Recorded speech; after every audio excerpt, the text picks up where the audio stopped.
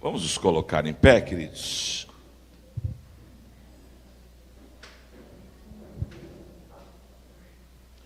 Lembrando que às 19 nós temos mais uma celebração poderosa do Senhor.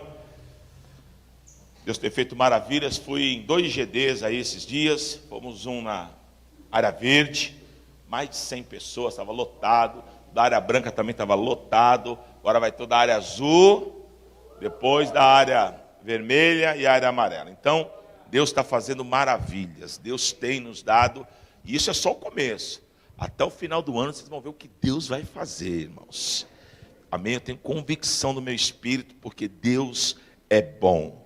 Tá bom? Abra a tua Bíblia em João, Evangelho de João. Capítulo 14.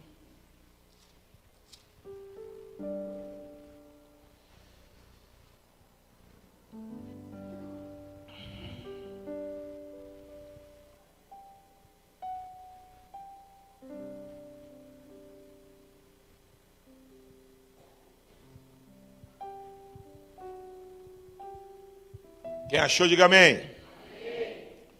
João 14, 6 diz assim: respondeu-lhe Jesus: eu sou o caminho, a verdade e a vida. Ninguém vem ao Pai senão por mim. Agora joga aqui no telão, Davi, por favor, Judas capítulo 1, versículo 11.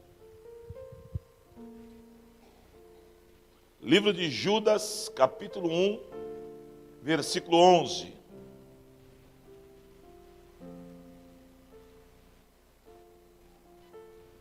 Aí. Ai deles, porque entraram pelo caminho de Caim, foram levados pelo engano do prêmio de Balaão e pereceram na contradição de Coré. Amém? Vamos orar. Pai, fala conosco nessa manhã. Ministra as nossas vidas. Nós queremos aprender um pouco mais de Ti. Nós estamos aqui para viver a Tua palavra, estamos aqui para aprender, estamos aqui para ir pelo caminho da verdade, jamais confrontar a verdade. Então que o Senhor possa nesta manhã, de forma muito simples, objetiva, ministrar os nossos corações, e que nós possamos sair daqui nesta manhã com algo selado de cura no nosso coração e na nossa intimidade. É isso que eu te peço e te agradeço em nome de Jesus. Amém. Amém. Pode sentar em nome de Jesus.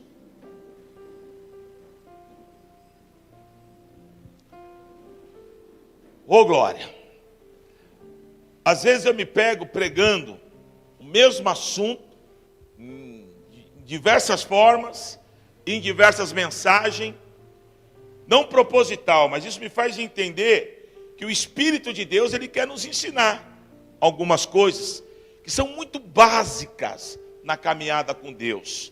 Tão básicas que esquecemos de fazê-las.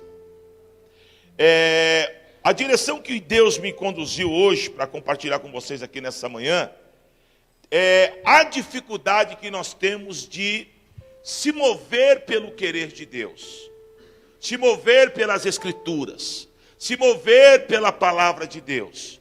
Embora pareça uma loucura o que eu estou falando, mas existem pessoas que têm uma dificuldade muito enorme de fazer o querer de Deus, em coisas muito simples, coisas muito básicas, que as pessoas batem de frente e fica igual a mula quando ela encara. Já viu a mula quando ela não quer ir, irmão? Você pode dar com os porão, você pode, não vai, ela empaca e não vai. Tem crente assim. Tem crente que ele não se abre para deixar Deus fazer. Irmão, se fosse para nós fazermos aquilo que nós queremos, Paulo não iria declarar, né? Eu não vivo mais, mas Cristo vive. O que Paulo quis dizer com isso? Paulo quis dizer que o querer dele foi sucumbido, e que agora ele é movido pelo querer de Deus na sua vida. João Batista também disse que o Senhor cresça e que eu diminua. Irmão, não adianta nós perdermos tempo dentro do templo de uma igreja, quando nós não queremos o conserto. É igual um camarada que pega uma televisão que queimou, leva lá no técnico e esquece lá. Do que adiantou ele levar lá? Se ele não vai lá e não paga para trazer e ver a televisão consertada. Do que adianta eu vir para a igreja e eu não querer mudança?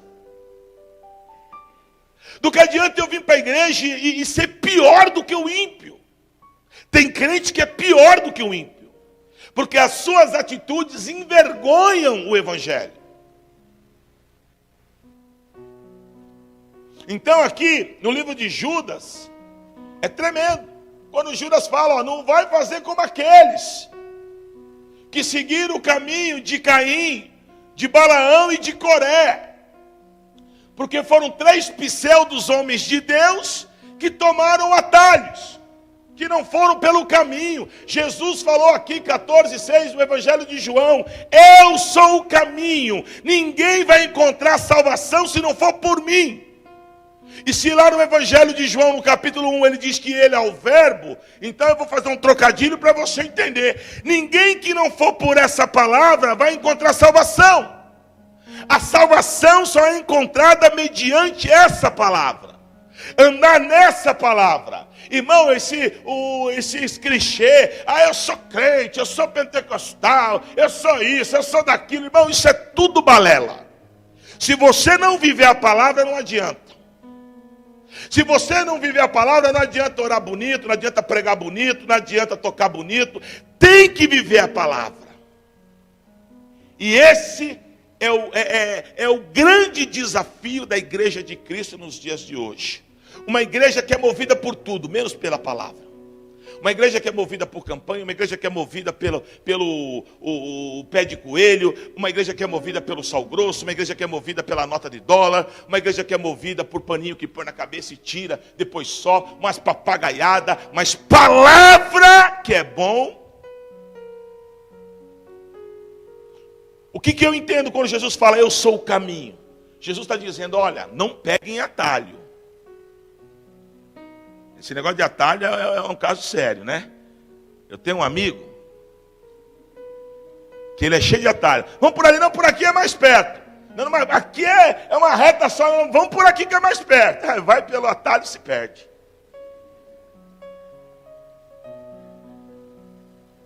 Atalho é um perigo, querido. Espiritualmente falando, então, quando Jesus fala, eu sou o caminho, ele está dizendo, ó, esquece os atalhos, vem por mim. Vem na minha palavra que você vai dar certo. Aí a gente olha para uma igreja hoje. E a gente vê tanta coisa. Não é possível que uma pessoa que fique anos dentro de uma igreja sendo ministrado, não sabe o que é certo e o que é errado. Irmão, eu falho, você falha. Sim ou não? Agora, eu tenho um espírito da verdade, irmão. Quando eu erro, a luzinha acende. Pisei na bola. Errei. Não tem como você errar contra você que é nascido de novo, que tem o espírito da verdade, e você errar e não saber que você está errando. O problema é que o teu orgulho, a tua carne, ela sucumbe à presença de Deus. Esse é o problema.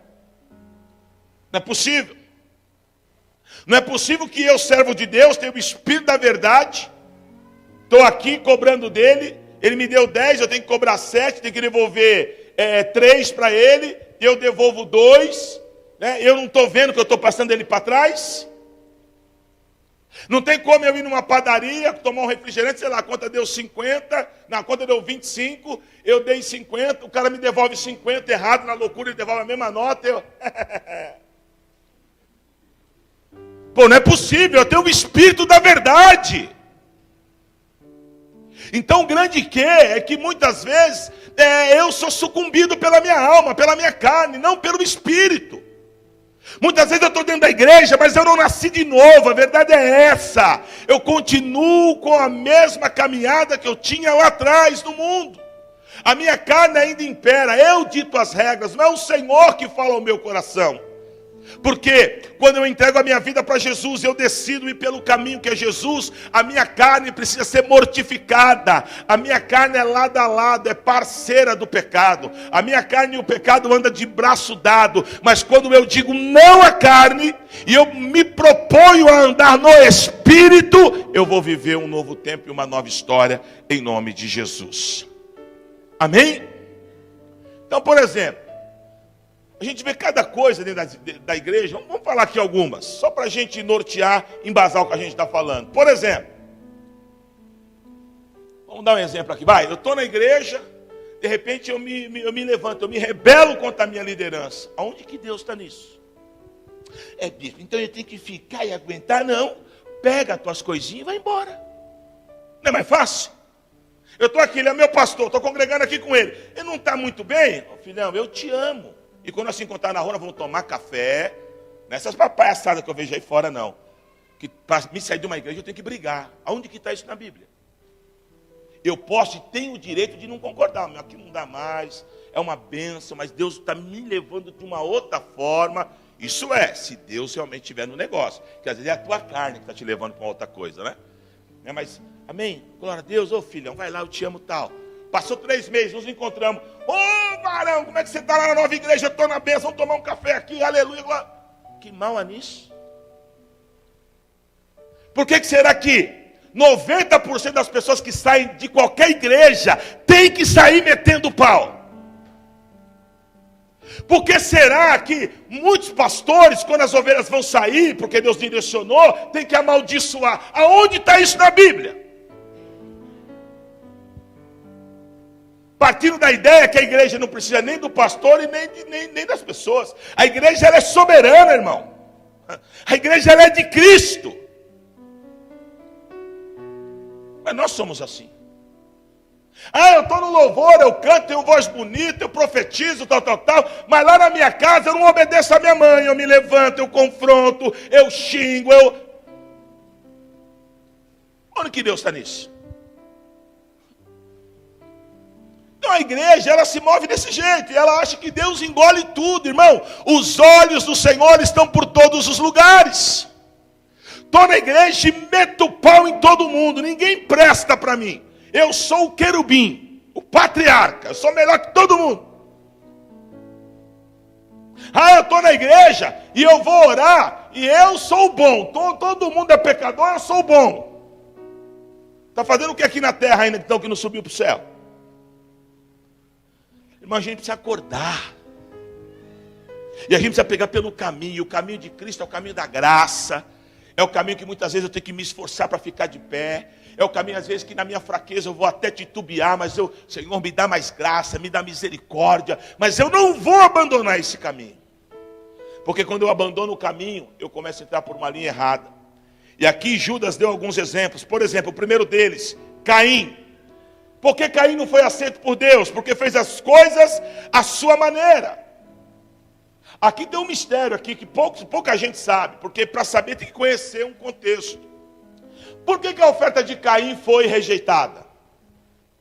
A gente prega aqui, claro que houve o descaso. Ele fez de qualquer jeito. Ele não teve o cuidado que Abel teve de procurar o melhor gado, de pegar a gordura, porque ele sabia que a gordura iria subir as narinas de Deus, iria agradar a Deus. Tudo isso aí, a gente sabe, é supérfluo, mas aqui tem um quê? E que Caim sabia, por isso que Deus o rejeitou. Por isso que Deus confronta ele, tipo assim, você fez o errado e você está de cara feia, por quê? Você sabe que você fez errado, Caim. E nós somos assim. Aí eu não me entrego o dízimo e estou numa luta financeira terrível, e estou lá, é Deus. Tu não fez errado? Segura a onda agora, parceiro. Está brigando com Deus? Eu posso contestar se eu sou dizimista certo. Está aqui, ó. Deu errado, Senhor.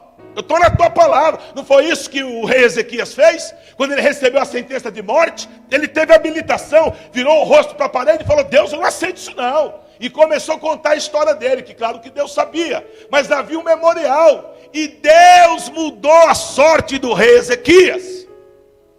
Por quê? Porque orou no caminho. Ele estava no caminho, ele estava na palavra. E aí ele lançou a palavra, confrontou e Deus deu vitória. Mas o Caim não.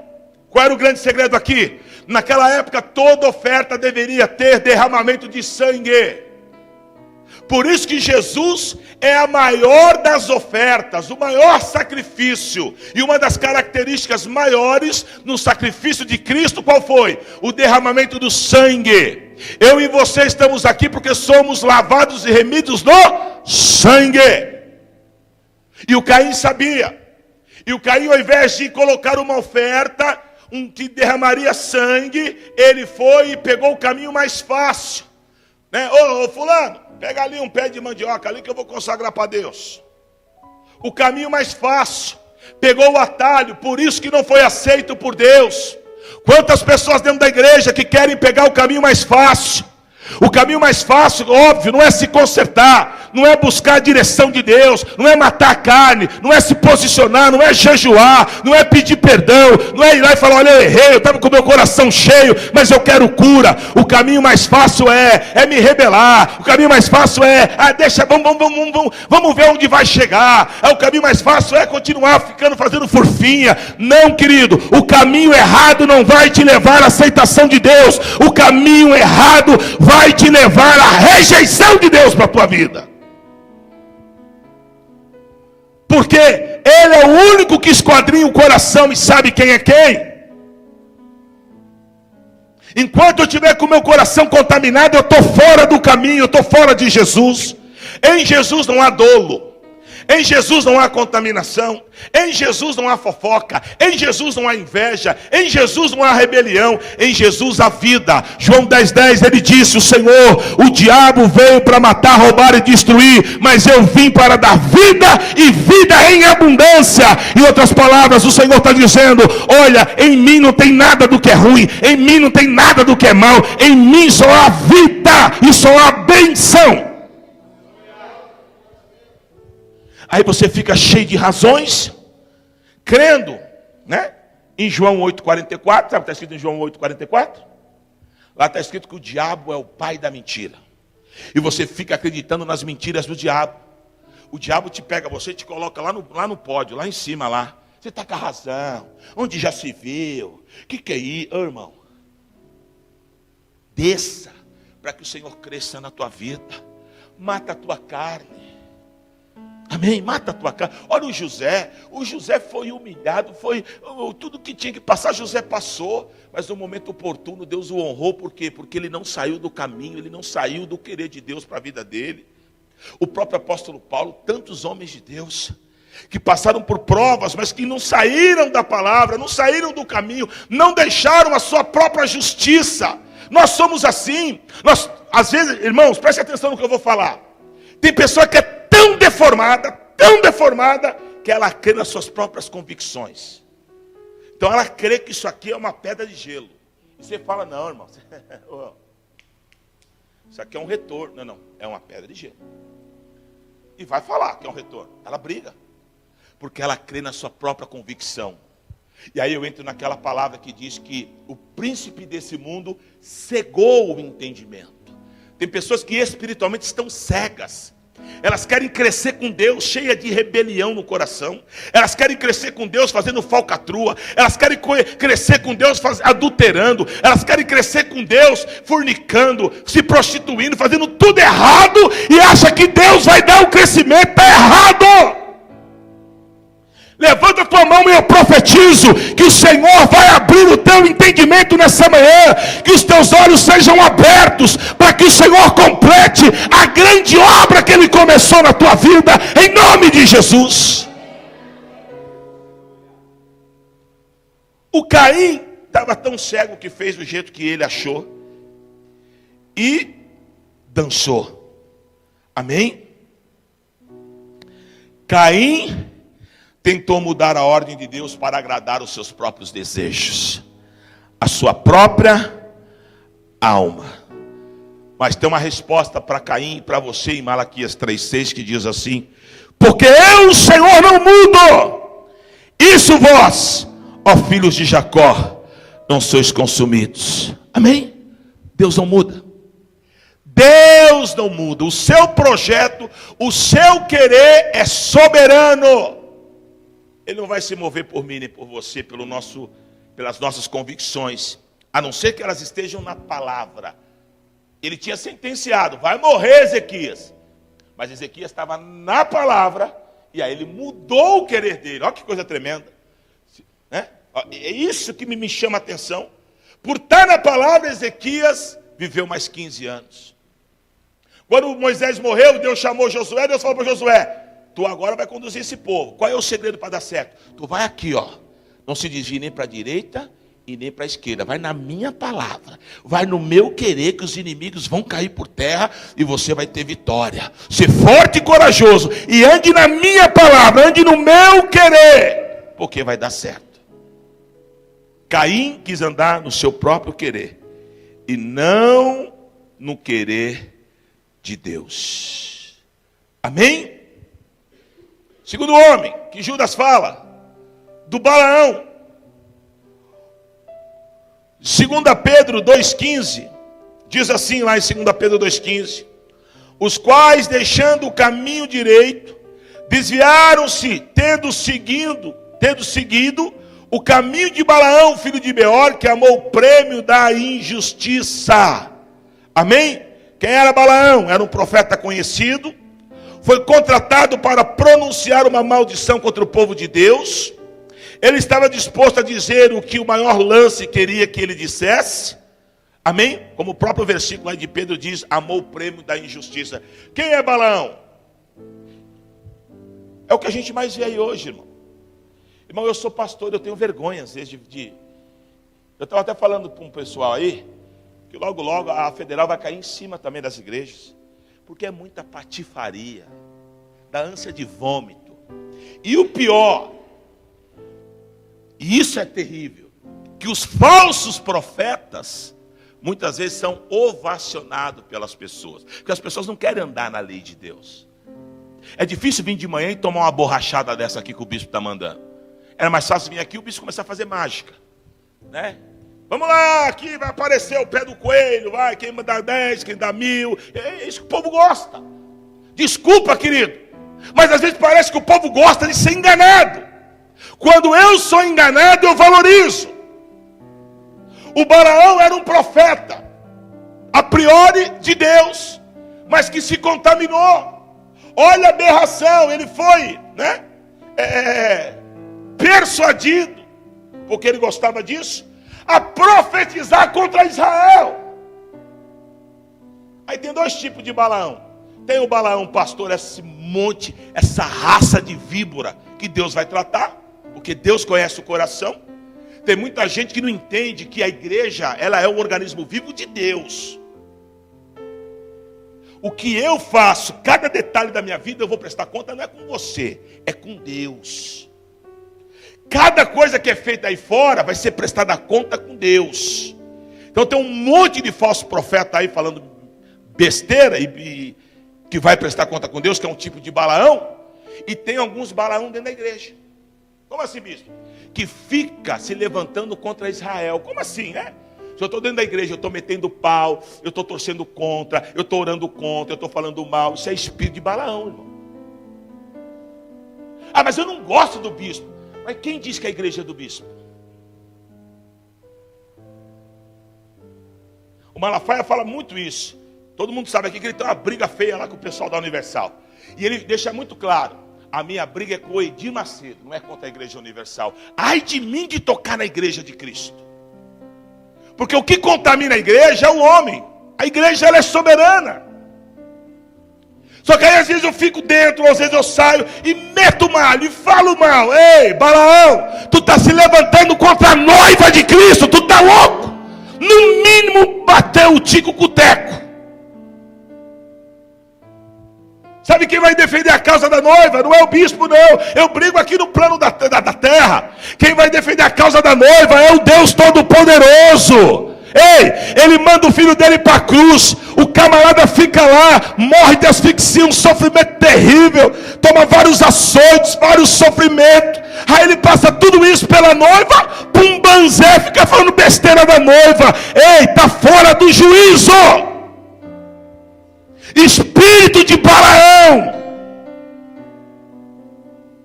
que vai ter como prêmio a injustiça. Ou você acha que Deus vai abençoar isso? Esse fogo estranho? Não.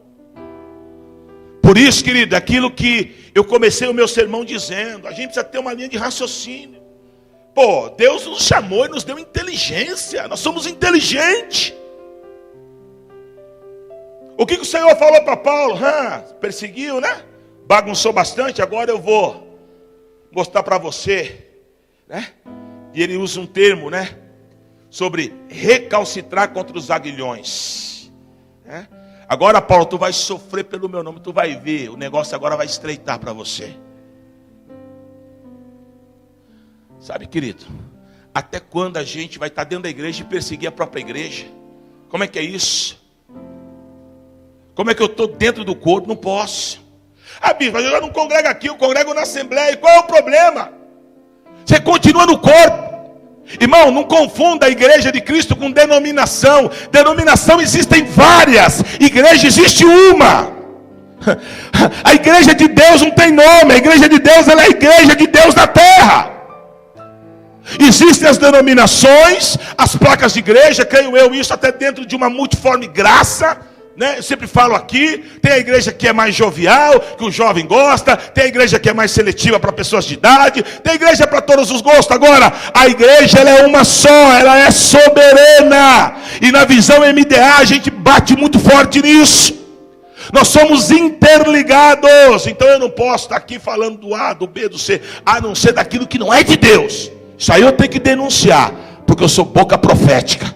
O Balaão não errou por denunciar o pecado. O Balaão errou por profetizar contra Israel. Levanta a tua mão direita e diga assim: jamais eu quero ser como Balaão. Jamais eu quero profetizar contra a noiva. Jamais eu vou me comprometer com o mundo. Porque o único inimigo da igreja é o mundo. Amém? Glória a Deus. Por quê? Porque quando eu me posiciono dessa forma, e eu fico me levantando contra a igreja, quando eu me posiciono, eu fico fazendo coisas, como muitos pregadores que não estão na Bíblia, eu caio na palavra de Apocalipse 2,14, que diz assim: entretanto, algumas coisas tenho contra ti, porque tens aí os que seguem a doutrina de Balaão. Olha, dentro da igreja, estava lá na igreja da Ásia, e uma das igrejas da Ásia, o qual ensinava a Balaque, a lançar tropeços diante dos filhos de Israel, introduzindo-os a comerem coisas sacrificadas a ídolos e a se prostituir. Escuta aqui, ó, Deus está falando aqui, ó, através de João. Está indo bem, mas eu tenho contra ti um problema. E qual que é? Tem alguns aí dentro da igreja que estão seguindo a doutrina de Balaão, que tem trazendo divisão, que estão enganando os mais fracos. Irmão, há um peso sobre nós. Há um peso sobre, por exemplo, vamos supor, uma presbítera, Gel. Ela está anos na igreja. Aí ela se contamina, vamos supor, aí chega um novinho, e ela vai e contamina o novinho. O novinho sabe de nada. O cara está sedento. Ele tem que achar alguém que vai colocar ele no caminho, não no atalho, para que ele prossiga. E pega um que está na doutrina de Balaão e contamina a pessoa. Mas olha o que Deus está dizendo. Deus é contra essa pessoa. Ei, quando eu me levanto debaixo desse espírito de Balaão, Deus se levanta contra mim. Está aqui, ó. Ei, João, mas eu tenho, fala para esse pastor aí que eu tenho contra eles aí, que tem uns aí que tem sido instrumento do diabo, tem sido como Balaão, que ensinou a Balaão, quer dizer, além do cara ser contaminado, ensina os outros a ser contaminado. Em nome de Jesus, querido. Ei, larga os atalhos, segue o caminho. Eu estava conversando ontem com um discípulo meu, eu falei para ele, eu acho interessante algumas coisas na igreja. Então a igreja funciona assim, tem pessoas que elas vêm, começam a congregar, tem um chamado, se envolve, se vai, é uma benção. E também tem igrejas, por exemplo, eu tenho pessoas aqui na igreja que estão há anos comigo. Tem pessoa aqui que está há 10 anos comigo. Ela vem, cultua, recebe a palavra, sai alimentada e vai embora. Na outra semana vem, cultua, amém. Não traz problema, não traz transtorno. Vem, busca o alimento, se alimenta, se fortalece, amém? E vai embora. Agora o que eu não posso, querido, é vir e ser instrumento de estar debaixo desse espírito de Balaão, não. O que eu não posso é sair da igreja e deixar esse espírito agir na minha vida e atacar, não. O que eu não posso, sabe, é ser um filho e ficar me levantando contra a minha mãe, porque também é espírito de Balaão, porque o espírito de Balaão se levantava contra a autoridade. Não, querido, você é curado, você é sarado, em nome de Jesus. E com tudo isso, eu não sei se você está conseguindo entrar na minha linha de raciocínio. O que Deus quer que a gente entenda, irmão? Há um caminho, é a palavra. Você conhece o caminho, está ferindo o caminho, por quê?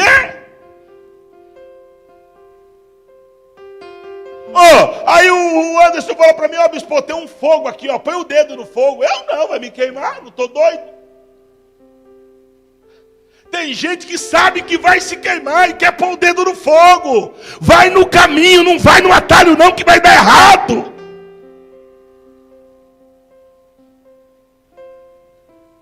E para finalizar, ele fala sobre Coré. Êxodo 4,16 fala assim, e ele falará por ti ao povo, assim ele te será por boca, e tu lhe serás por Deus. Amém? A gente já ouviu falar sobre Coré, Datã e Abirão, 3 irmãos que se levantaram contra Moisés.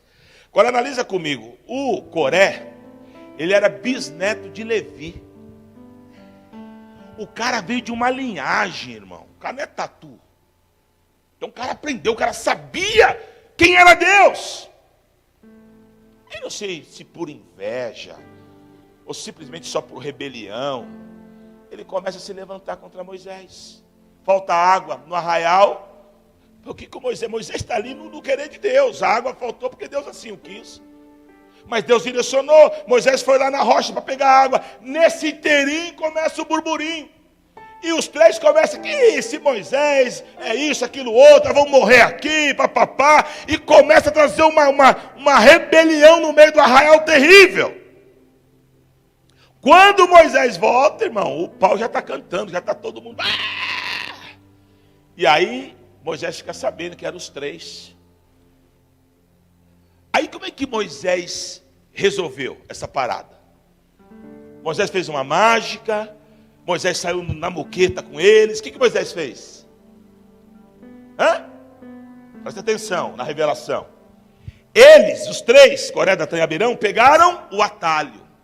Por que atalho? Porque desrespeitaram a autoridade constituída por Deus. Olha aqui, olha a visão que Deus tem de Moisés. Eu acabei de ler. Olha o que Deus fala aqui, de Moisés. Deixa eu ler aqui, meu Deus, sumiu aqui. Está aqui, Êxodo 14,16. E ele falará por ti ao povo, assim ele te será a tua boca, e tu lhe serás por. Então Moisés tinha um peso, irmão. Ao ponto que quando, eu já contei isso aqui várias vezes, na lei não se podia misturar raça. Deus deu a lei para quem?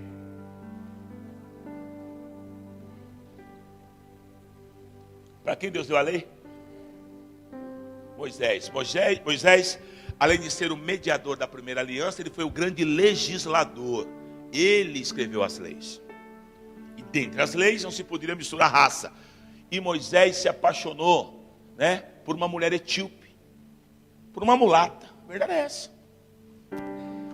Quando Moisés se apaixonou pela mulher etíope, a irmã dele, Miriam e Arão, que também eram sacerdotes, caíram de pau nele. Estavam errados, irmãos? Sim ou não? Estavam ou não? Se você pegar pela lei, não. Eles embasaram pela lei. Pô, Moisés escreveu a lei. Não pode misturar as raças, não pode casar com pessoas de outra linhagem. E o mesmo Moisés agora casa com a etíope. Aí está apaixonada pela etíope. Foram de pau para cima de Moisés. A Bíblia fala que Deus se levantou, foi do trono. Como é que é? E aí eles tinham um argumento. Mamá. Vem aqui, Miriam. Com meu servo Moisés trato eu. Então vou traduzir para vocês. Ele está errado? Tá. Mas quem são vocês para falar se ele está errado ou certo? Ou vocês não sabem que com o sacerdote trato eu?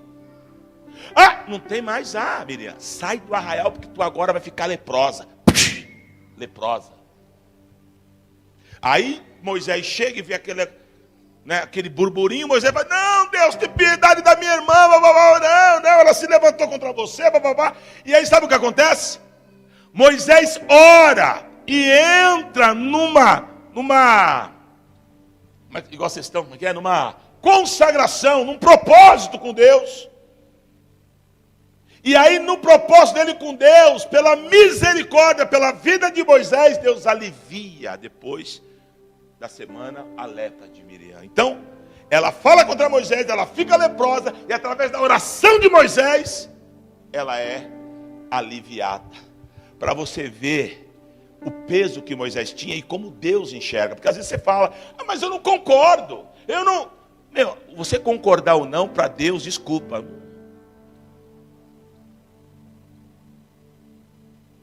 Tá entendendo?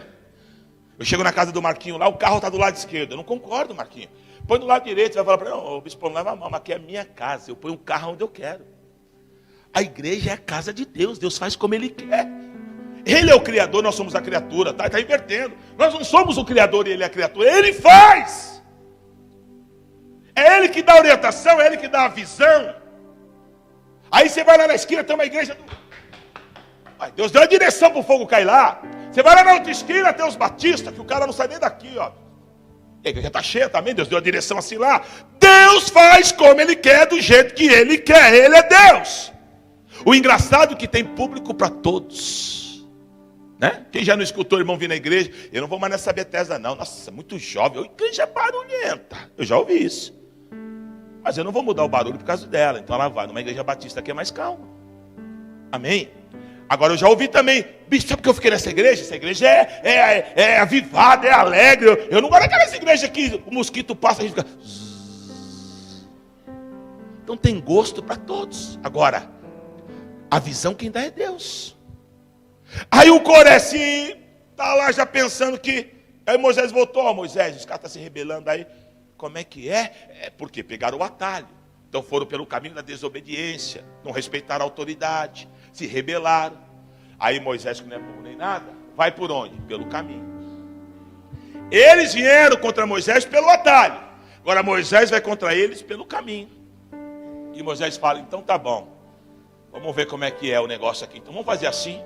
Se eu sou homem de Deus, se o Senhor me deu esse legado, para vocês saberem, e aí Moisés já foi no extremo, mas no caminho, ele está firmado em quem? Em Deus. É a palavra dele que vai ser lançada. Ele diz, vocês vão morrer, porque se rebelaram contra mim, e para vocês saberem que Deus é na minha vida, vocês não vão morrer de morte normal. Vai acontecer aqui algo doido aqui. Tem que ter peito, hein?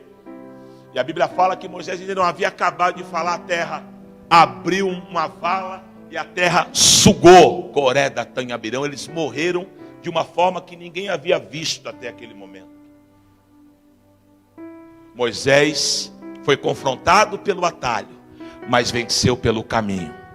Se você andar no caminho, você vai ter vitórias. Mas se você andar pelos atalhos, você só vai ter derrota. Amém? Por isso que Judas, ele deixa uma coisa bem clara aqui. Ele fala, não sigam o caminho de Caim, de Balaão, nem de Coré. Os três eram pseudos homens de Deus. E os três resolveram pegar o atalho. E por pegar o atalho e fazer aquilo que eles achavam certo, pelas suas convicções, pela sua alma, pela sua carne, perderam a bênção. Porque Deus não se move por atalho. Deus se move pelo caminho. Amém? Glória a Deus. Então, queridos, aprenda uma coisa. Você não é bobinho de Bíblia. Ainda que você não conheça a Bíblia, você sabe o que é certo e o que é errado. É igual a criança. É igual você pega a tua menininha lá, Sofia. Ela não sabe nada ainda de vida. Está começando agora. Nenê. Mas se faz alguma coisa errada, você dá uma corrigida, já sabe que está fazendo errado. A gente precisa se abrir, queridos, e andar pela palavra. Pare de andar por atalho, pare de andar por besterol que você ouve aí. Na igreja é cheio de gente querendo ser um mais do que o outro, irmão. Sabe nada de... Na igreja o soberano é Cristo. E na igreja, a maior autoridade, ela é o pastor. Isso é Bíblia, irmão. Então quando você vê neguinho, porque no mínimo é cão. No mínimo. Porque Deus não é Deus de confusão. Mas não tem mais. E se o bispo estiver errado? Deus vai tratar com o bispo. Você não é Deus. Esse que é o problema. Está cheio de Deus dentro da igreja. Com um dedo de pau dessa idade, assim, ó, querendo acusar todo mundo. Porque é mais fácil eu pegar o peso que está em mim e jogar no outro, do que eu propriamente me abrir para receber a cura que há no nome de Jesus. Aprenda isso, querido. Na igreja há uma direção, e essa direção vem do altar de Deus, passa pelo anjo da igreja, é pulverizada sobre os pastores, porque Deus não é Deus de confusão, e o mundo espiritual é organizado, e depois chega na membresia. Agora, enquanto você querer andar com Deus, pegando atalho, querido, fazendo o que você quer e não o que Deus quer, infelizmente, estando debaixo dessa inspiração de Balaão, trazendo divisão, contenda, estando debaixo desse sentimento de Coré, se levantando contra a autoridade. Mas eu não falo, eu fico no meu coração. Piorou. Pega um quartinho pequeno, enche lá de totô, e fecha lá e deixa lá 3 meses. Depois vai lá e abre. É assim que o coração de muitos crentes fica. Não se rebela, mas fica com o coração cheio. Por quê? Porque quer andar nas suas convicções. Mas o meu convite nessa manhã é que você venha andar, não por aquilo que eu acho ou que você acha, mas que você venha andar pela palavra de Deus. Só essa palavra tem cura e restauração para as nossas vidas. Só ela. Porque Jesus disse: eu sou o caminho, a verdade e a vida. No atalho só vai achar morte, mas em Jesus só vai achar vida. Feche teus olhos.